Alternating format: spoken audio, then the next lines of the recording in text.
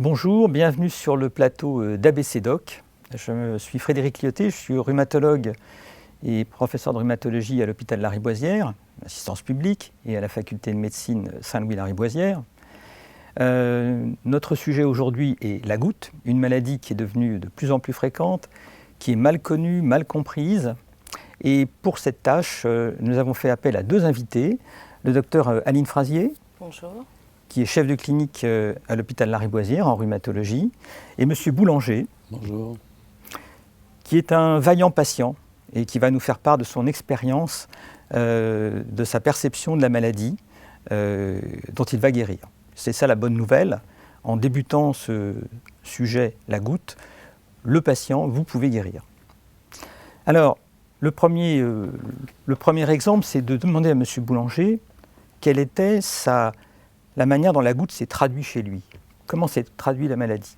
La première crise de goutte s'est traduite en pleine nuit, et à ma grande surprise, parce que j'en avais jamais entendu parler d'ailleurs, et par un gonflement de l'orteil gauche, c'est très précis, je m'en souviens, et une douleur, une belle douleur, bien quelque chose de bien fort, bien intense, quoi. Mais j'étais pas du tout au courant de... je ne savais pas ce qui m'arrivait, quoi. Je croyais très sincèrement avoir cogné contre quelque chose, avoir subi un choc, etc. Mais voilà, ça... Et la douleur a été très intense? Ah oui, ça fait partie des plus belles douleurs jamais vécues, quoi. Donc voilà. Elle n'était pas muette, vous avez Elle vraiment... n'était pas muette, non, du tout. Et la douleur, vous diriez qu'elle a été maximale en 24 heures, 48 heures, ou ça a mis plus longtemps à atteindre son pic? Le soir, quand je me suis couché, j'avais pas mal, je sentais une petite gêne, c'est tout, mais dans la nuit, ça a été très violent, et ça a duré vraiment, 24 heures où j'étais très handicapé, quoi. Vraiment. La peau était très rouge, c'était très gonflé. Très rouge, très rouge. Et quand j'ai eu la deuxième crise, donc plusieurs mois plus tard, presque une petite année, on va dire, ça s'est déclenché de la même façon. Donc là, j'ai compris ce qui m'arrivait, quoi. Je savais que je faisais de la goutte parce que j'avais été informé, pas très bien, mais je savais que c'était pas musculaire, quoi. Alors là, on a vraiment la description typique de la goutte. Elle est connue depuis le temps d'Hippocrate et même les Égyptiens avant. Cette crise de goutte au gros orteil, on l'appelle même la podagre. Pourquoi? Parce que la perception des anciens était de dire que la douleur était aussi intense qu'un pied pris dans un piège. Vous voyez, les pieds jaloux d'autrefois. Donc, podagre veut dire pris au pied dans un piège. Ça, ce n'est pas la totalité de la maladie. Puisque la maladie, la goutte, en fait, c'est une maladie de surcharge.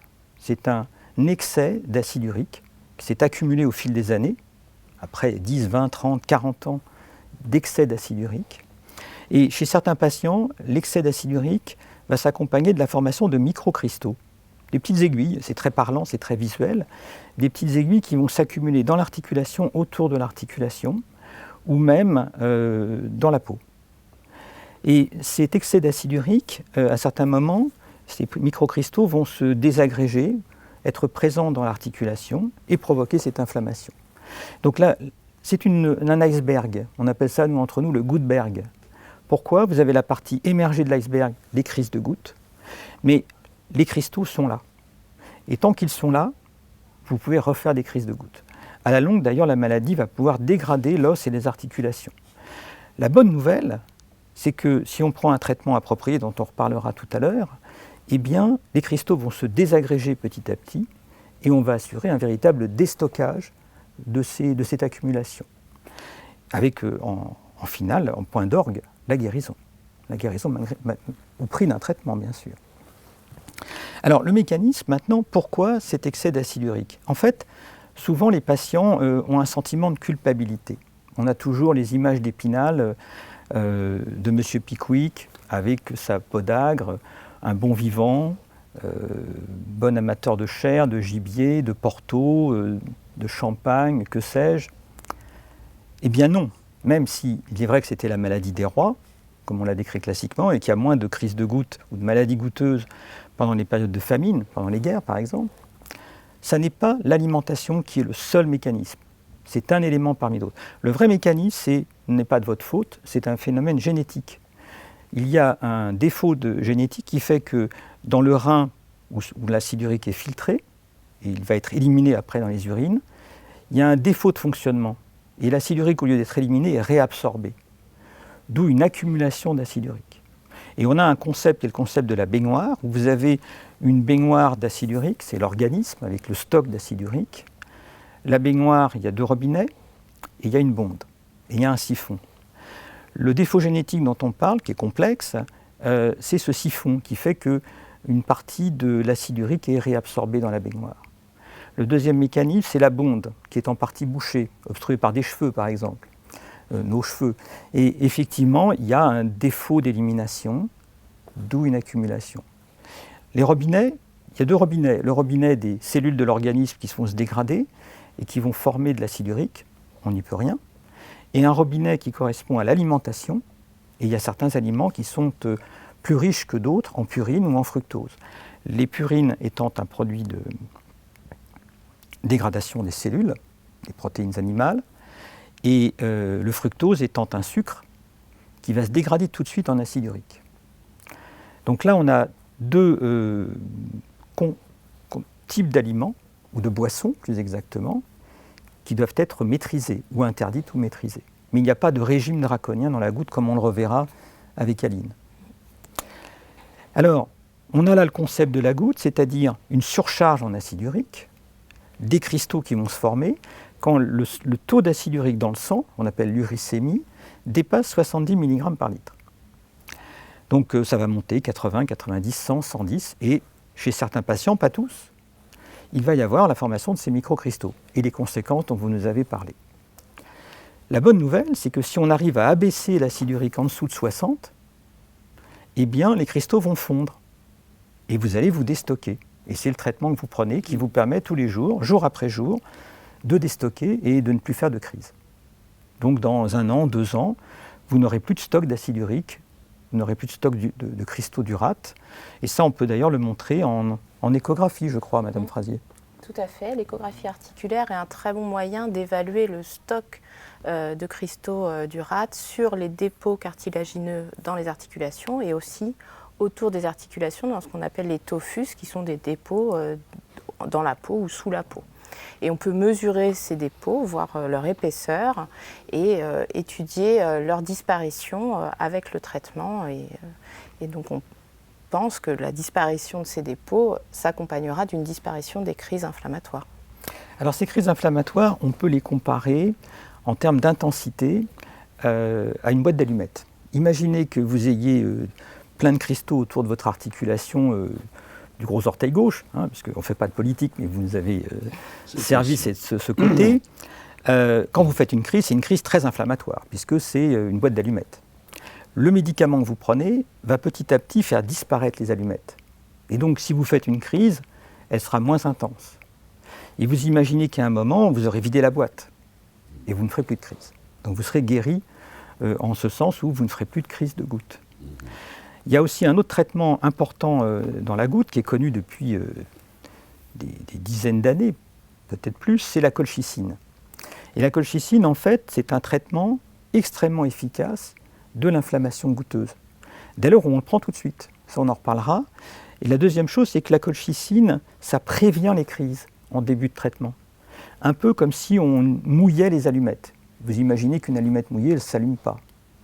Donc là, on a un concept qui vient renforcer la compréhension de l'inflammation goutteuse. Comme vous nous l'avez décrite, elle est brutale, elle est extrêmement intense, et la bonne nouvelle, c'est qu'elle disparaît souvent toute seule en 10 à 15 jours. La colchicine vise surtout à bloquer la survenue de la crise ou de la raccourcir le plus possible. Donc on a vu là maintenant les mécanismes de la goutte, les mécanismes de production de cet excès d'acide urique. Est-ce que vous pourriez nous donner des informations, Madame Frazier, sur les traductions cliniques de la goutte, qu'il s'agisse de la goutte articulaire, classique, ou bien des manifestations extra-articulaires ? Alors, la goutte, cliniquement, va en effet se traduire avant tout par les crises inflammatoires qui vont toucher les articulations, qui en général, toujours se manifestent d'abord aux pieds et vont avoir ensuite une évolution ascendante sur le corps, donc les genoux, puis les mains, puis les coudes dans les formes les plus évoluées. Et puis, on peut aussi avoir donc, ces dépôts de cristaux du rate dans les parties molles de la peau, et on peut les trouver en regard des articulations, mais aussi au niveau des lobes des oreilles, par exemple, des pavillons plus précisément. C'est ce qu'on retrouve le plus souvent et ce qu'on recherche quand on veut poser ce diagnostic. C'est vrai que le patient doit être surpris. Il vient pour une arthrite du pied, et on se précipite sur ses oreilles. C'est toujours un peu insolite, mais c'est un élément clé, puisque une goutte qui s'accompagne de tophus, les amas de cristaux du rate dont nous a parlé Mme Frazier, c'est une goutte déjà un peu plus sévère, puisqu'il y a des stocks. C'est la traduction visible à l'œil nu des stocks du rate. La bonne nouvelle, c'est que les traitements, eux, vont permettre de déstocker. Alors ensuite, les manifestations extra-articulaires, en fait, ce qu'on constate, c'est que le fait d'avoir une hyperuricémie peut favoriser ou aggraver les maladies cardiovasculaires, notamment rendre plus difficile l'équilibre d'une hypertension artérielle. Et la goutte semble être un véritable facteur de risque à elle seule par le fait qu'il y ait une petite inflammation à bas bruit permanente, et elle pourrait de ce fait augmenter le risque cardiovasculaire. Et on constate aussi une association de la goutte avec d'autres maladies au sein de ce qu'on appelle le syndrome métabolique, c'est-à-dire l'hyperglycémie, l'hypertriglycéridémie, un problème de lipides, l'hypertension donc, et puis l'obésité ou l'augmentation en tout cas du périmètre abdominal. Donc il est très important lorsqu'on a la goutte de faire aussi un dépistage de ces facteurs de risque cardiovasculaire pour pouvoir bien les prendre en charge. Alors, effectivement, on a l'aspect articulaire, l'aspect donc des maladies qui sont associées. Et vous avez très bien expliqué au début, vous aviez fait une première crise de goutte, et puis un peu moins d'un an, une seconde. Oui. Et ces crises vont venir effectivement se rapprocher de plus en plus fréquentes. Donc pour nous, c'est un élément diagnostique très, très simple, très, très efficace, c'est la répétition de crises inflammatoires aiguës. Et il n'y a pas beaucoup de diagnostics à évoquer, notamment chez un homme. La goutte touche aussi la femme. Et elle touche la femme notamment plus âgée, sous diurétique, je crois, Madame Frazier. Oui, c'est vrai, on voit souvent ça chez les personnes, les femmes qui sont sous diurétique, avec des petites particularités sur la présentation clinique, ou chez celles qui ont des maladies rénales d'autres causes, qui peuvent aussi favoriser cela. Alors les diurétiques, c'est des diurétiques donnés pour l'hypertension. Donc c'est très fréquent. Et quand on peut, avec le médecin traitant ou avec le cardiologue, on essaie de remplacer le diurétique par un autre médicament d'attention, parce que moyennant ça, on va pouvoir déjà réduire l'excès d'acide urique. On ne va pas complètement traiter, mais on va pouvoir réduire l'acide urique, donc ça va faciliter le traitement. Parce que la goutte, finalement, c'est une maladie qui est très simple. On la connaît très bien, on connaît bien ses mécanismes, on sait pourquoi elle devient aussi intense dans ses crises articulaires. C'est une cytokine de l'inflammation, donc une protéine de l'inflammation qu'on appelle l'interleukine 1. Et on sait, on la connaît, cette molécule, on peut la bloquer. On sait également pourquoi la goutte s'arrête toute seule. Donc il y a des espoirs thérapeutiques pour essayer de favoriser cette réduction des crises. Et puis on a bien sûr des traitements pour traiter le fond de la maladie, qui est l'excès d'acide urique. Et il ne faut pas penser que la goutte se traite uniquement par de la colchicine au coup par coup. La goutte, pour guérir, on doit traiter l'excès d'acide urique, la maladie de fond, et assurer le déstockage. Donc on a différents types de médicaments qui vont permettre de se débarrasser de cet excès d'acide urique. Alors les deux médicaments principalement utilisés les plus couramment sont l'allopurinol et le febuxostat, qui vont avoir pour but de bloquer le métabolisme pour empêcher la production d'acide urique dans le corps. Et ces médicaments vont permettre donc de baisser le taux d'acide urique circulant en dessous d'une cible thérapeutique qui va être au moins inférieure à 60 mg par litre, voire même 50 mg par litre, afin d'éliminer tout ce stock fait au cours de la vie. Ça, c'est un point très important, parce qu'il y a beaucoup de maladies où on n'a pas vraiment d'objectif thérapeutique. Et là, on a un chiffre que le patient va connaître, que le médecin traitant va connaître, que le rhumatologue va connaître aussi.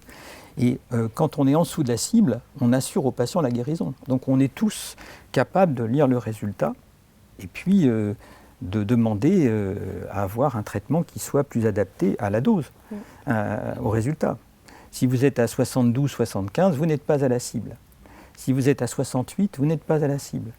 Donc il suffit alors d'ajuster la quantité du médicament, le febuxostat, l'allopurinol, et dès que vous arrivez en dessous de 60 ou 50 chez certains patients, vous êtes assuré de guérir. Donc vraiment, c'est comme le diabète. Le diabète, il y a l'hémoglobine glyquée. La cible, c'est entre 6 et 7%. Et les patients qui connaissent la maladie connaissent le chiffre d'hémoglobine glyquée. Un patient qui a la goutte doit connaître son dernier chiffre d'acide urique parce qu'il a une bonne perception de l'enjeu et de la cible. Quel est votre dernier chiffre d'acide urique, monsieur ? Je l'ai oublié. Ah. Bon, ben, enfin, Je vous avez... coupable. D'accord. Alors, il y a d'autres médicaments. Donc, il y a toute une famille, ce qu'on appelle les uricosuriques. Tout à fait, qui eux vont permettre justement d'éliminer l'acide urique dans les urines, mais qui ne sont pas utilisés en première intention dans la goutte, qui sont utilisés plutôt lorsqu'on ne peut pas utiliser les médicaments que j'ai cités auparavant. Effectivement, il y en a deux, il y a le probénécide et puis la benzbromarone. D'autres arrivent aussi, et ces médicaments viennent compléter l'arsenal. Donc ça veut dire que dans la goutte, on a des outils, on a des médicaments indispensables. Et on en dispose, ils sont en plus très peu chers ou peu chers. Donc finalement, la guérison de la goutte, ce n'est pas tellement un problème de médicaments, c'est surtout une question de connaissance de la maladie, de compréhension de l'enjeu, de compréhension du traitement et des mesures de régime. Et ça peut être, ça a été bien mis en évidence par des collègues anglais qui ont montré que ce n'était pas tellement la question du médicament que la question de cette éducation. Exactement, et c'est d'ailleurs suite à cette publication qu'on a mis en place un programme d'éducation thérapeutique sur la goutte à la Riboisière. En fait, ce que l'on constate, c'est que les difficultés que l'on a sont en effet pas liées à une insuffisance d'outils pour traiter cette goutte, mais plutôt à des difficultés pour bien surveiller l'évolution de l'uricémie sous traitement et pour bien s'astreindre à prendre un traitement de manière quotidienne, ce qui est un changement dans son mode de vie que le patient doit accepter et s'astreindre aussi à quelques mesures diététiques qui sont pas si contraignantes que ça une fois qu'on les a bien clarifiées. Donc nous, au sein de ce programme, on invite des patients tout d'abord à discuter avec nous de manière individuelle et puis ensuite en groupe, à échanger entre eux, à partager leur expérience et leur gestion pour justement arriver plus facilement à cet objectif thérapeutique. Alors déjà, on s'aperçoit qu'on n'est pas le seul, on est beaucoup dans le même cas, mais tout le monde n'a pas les mêmes... ne vit pas sa maladie, la goutte, de la même façon, quoi. Donc moi, je me suis aperçu que j'ai retrouvé les mêmes symptômes ou les mêmes conséquences chez certains, alors que chez d'autres, ça ne me parlait pas du tout, quoi. Le côté anxiogène, j'ai l'impression que le stress, j'ai cru comprendre que le stress jouait pour beaucoup. Et en fait, je me sens pas... Moi, personnellement, j'ai pu traverser des périodes assez stressantes, pour X raisons, et ça n'a pas déclenché de crise de goutte. Pour autant, je dis peut-être une bêtise en disant ça, alors que les crises de goutte que j'ai pu avoir, je me disais, ah oui, si j'ai une crise de goutte aujourd'hui, c'est peut-être parce que j'ai fait trop de sport et pas bu assez d'eau. Je me suis aperçu de ça, et il y avait des gens à ces réunions qui avaient exactement eu la même chose. Donc là, je me reconnaissais dans ce profil. Alors la déshydratation, vous avez raison, et on sait que boire de l'eau 5-6 verres par jour, ça réduit le risque de faire une crise. Il y a aussi certains aliments, vous aviez remarqué si certains aliments ou certaines boissons déclenchaient vos crises ? Oui, moi, il y a des alimentations qui ne font plus partie de ma vie. Moi, je sais que j'étais un bon buveur de bière. Je me suis dit non, ça va être un souvenir maintenant, parce que à chaque fois que je buvais une bière, en fait, ça me faisait presque peur, parce que si je m'occupe de ma goutte, c'est parce que c'est très douloureux, quoi. Et en fait, j'aime pas avoir mal. Alors en fait, le plaisir de boire une bière, je savais que j'allais le payer très fort. Et donc, je m'y suis mis un interdit sans frustration aucune.